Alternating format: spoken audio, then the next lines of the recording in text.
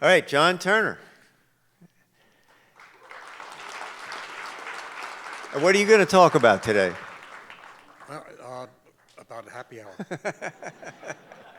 Is it only 10 minutes? I thought I had 20. You got 20 minutes? No, you got 10 minutes. Which one is this? You're doing a conservation update. I know. Okay, gosh, okay. Well, good afternoon, everybody. It's a pleasure to see you, and actually a delight to come together once a year for this, the Natural History Conference, where all these kindred spirits have a chance to share experience and opportunities. I want to quickly say that Mike put me last, and he's done this a few times now, and I'm getting pissed because I'm separating you from happy hour and beer down at Blue Point. Everybody's invited to head down to the brewery. Yeah, that's the thing. Let me say something. Taylor is a person of absolutely outstanding character. Okay, he wouldn't reveal anything about the orchids. Well, I've been to that site with Bob McGrath, who did pass away, and Dave Taft. I'm a beer whore. So anybody willing to buy me a beer, I will give you, for each beer you buy me at Blue Point, I will give away a revealing characteristic about the location and the habitat, okay? Pretty cheap, huh? I really do like IPAs. Anyway, so let's focus on, for the 10 minutes, actually 8 minutes and 50 seconds I have, gosh, horseshoe crabs, I'm going to go through it really quickly. So this has been a really good year for horseshoe crabs. As many of you know, through the work of a whole coalition, including Citizens Campaign for the Environment and Save the Sound and others, we are able to secure passage of legislation that Governor Hochul just signed into law in February that will provide for a 4-year phase-out of commercial harvest and for both, commercial bait and biomedical purposes related to the 150,000 crabs that the quota that is in place now. The legislation does provide still for harvest for scientific and educational purposes allowed, so for nature centers that might have horseshoe crabs or want to be able to display them, they would be able to do that. Language from the bill itself, which I pulled out, you can just see again, this lays out the phase out, 75%, then 50%, then 25%. And it's really represented a compromise. The legislation that the governor vetoed last year, as you may know, was just a cold turkey. It would have just taken effect, and the thought was we need to provide baymen with an opportunity to move to other baits that might be effective, and I'll talk about that in just a second. So this was a political compromise that was worked out that just found that political sweet spot. So it was approved by both houses, the Senate and Assembly, and then the governor signed it again. So here's again just the numbers. So in 2025, 150,000 crabs were legally allowed to be harvested in the state of New York. For this year, it's going to be 112, and you can just see it drops down to, by 2029, it reaches 0. One of the things that we focused extensively on was this idea of trying to come up with an alternative bait. And so this spring, under the work of Dr. Matt Sclafani, I think Russ mentioned Matt before. You may know Matt is a researcher with Cornell Cooperative Extension in the Marine Program, somebody that we've worked very closely with in a variety of capacities, that he will be conducting this research up at Flax Pond, which we're going to have field trials to try to come up with effective alternative bait formulations that could, if we are able to do this, be both field effective and then cost effective at catching a whelk. I should have said at the beginning, but I was thinking about beer, that horseshoe crabs are harvested really for the service bait in both the American eel fishery, as well as for whelk, both channeled whelk and knobbed whelk. And so anyway, DEC, Seatuck, we committed money. We got DEC to commit money, and Farmers Audubon, the board committed some money. So we've got $155,000 to give to that fellow with the glasses so he can conduct this survey, this work that's going to take place again in this spring. And you say, why the need for conducting bait research if the harvest ban has become law? Well, we didn't know that when we were formulating it. We quite frankly thought that the governor was going to veto the bill again. I did. I've been around the block politically and thought that nothing's changed, that the governor vetoed the bill last year. She vetoed it because DEC did not support it, that she's going to do the same this year, forgetting about one major change, and that's a thing called elections. So I think that probably played a role in her changing her perspective on it. But anyway, so we had committed the funding because we really think that if we want to have an enduring, lasting conservation accomplishment, it's much more likely to occur if there's support by all affected groups. Certainly the conservation community strongly supports this.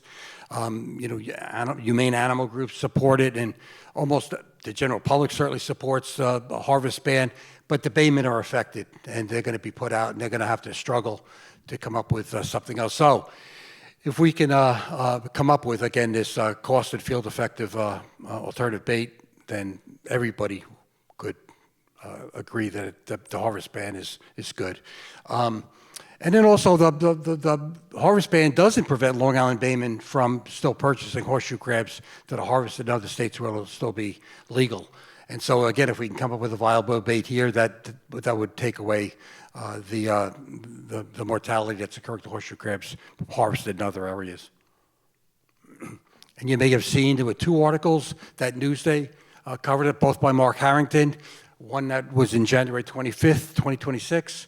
Which you can go back and take a look at, where Mark goes into pretty great detail about the trial. And there's Matt there, and here's another article on February 9th.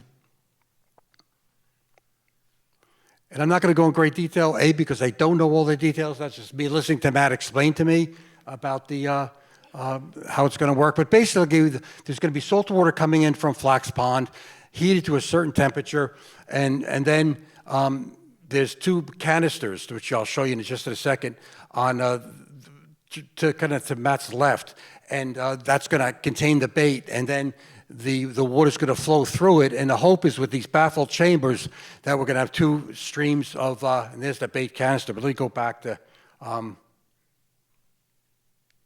very quickly. You can see it there. You can see with running the just with color dye how you have this laminar flow, and we could put different bait formulations in each canister and document. The whelk will be then put in that box area. And again, you see there they are. There's Jennifer from DEC, one of the individuals responsible for horseshoe crab management in the state. And again, that's the canister to go into. And there's the bait stream. So the whelk will then move, presumably, back and forth to the bait that it's most attracted to, and that will help determine, again, what formulations. We do know this is not new. We're a little bit reinventing the wheel a little bit, because in University of New Hampshire and down in southern New Jersey, they've come up with effective bait formulations. In New Hampshire last year, and the most effective bait formulation was a combination of ground up European green crabs mixed with clam bellies. Now that's good because green crabs are invasive species that we could perhaps create a market for and take out of the environment. And the clam bellies is a waste product. So they're not eaten. So they found that to be more effective than any other of the 17 bait formulations they came up with, and more effective than horseshoe crabs, even female horseshoe crabs. So again, the hope is by doing these field trials, laboratory trials will be able to tickle out those formulations that are more effective than others. Oh, keep going.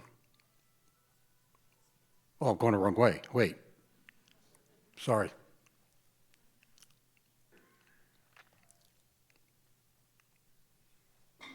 And here's the star of the show, channeled whelk.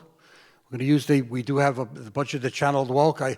The Cornell Cooperative Extension will be buying whelk from baymen to use in these laboratory trials. And then there's the video camera. I cannot give you the detail. Matt Scalfani can if you reach out to him. The specifics that's going to go on. But there's some software that was donated that they're going to be using to be able to discern how the whelk move back and forth between the streams and determine which, again, bait formulations they're most attracted to. So I got 3 seconds, very quickly. I want to make mention that Seatuck was hired to work with the Peconic Estuary Program to come up with a Horseshoe Crab Conservation Plan for the Peconic Estuary, which that has been completed. And I will just merely say that, and this is the Horseshoe Crab Working Group, we did come up with the plan. It has now been given to the Estuary Program. And in fact, you can see County Legislator Ann Welker, I don't know if she's still here, Ann, but she was quite supportive and a great conservationist as an elected official, just like County Legislator Engelbright sitting here in the first row. Wonderful legislator. Oh, there's Ann. I see her. Okay. Sorry with these lights. I feel like I have trouble seeing people. 2 rock stars in the conservation movement in elected office, which is so valuable. Anyway, what we found was a little surprising, and this was talked about before. I think Russ and others, and Mike talked about this. The amount of the Peconic Estuary in which the shoreline has been hardened is really depressing. And I'm not going to go into it now and get off my soapbox on this, but the Peconic Estuary, by and large, is a low-energy environment. There's absolutely no reason from an erosional perspective you need bulkheads.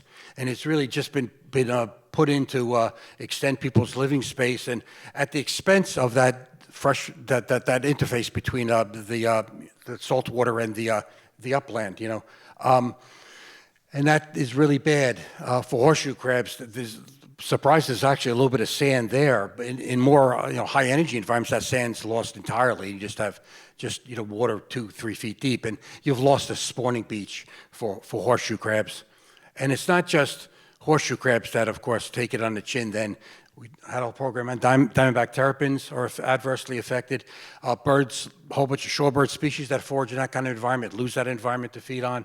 These invertebrates are lost, which are part of the food chain. Again, American oyster catchers, and then again, harbor seals that may come ashore to both just to rest as well as to feed on animals that are part of the food chain that do use that environment there. So we are going to be working together to some legislative products we think that will come out of that working group to advance in Albany that hopefully will address to some small degree the bulkhead issue and try to take away the disincentives for property owners to remove bulkheads. In other words, to give them incentives to do that. And if we can do that, and that's again a legislative proposal at the state level that we're going to be advancing, then maybe we can begin to reverse that trend of the shoreline hardening that's taken place so much in the ringing the Peconic Estuary. That's it. Okay. Thank you. See you down at Blue Point.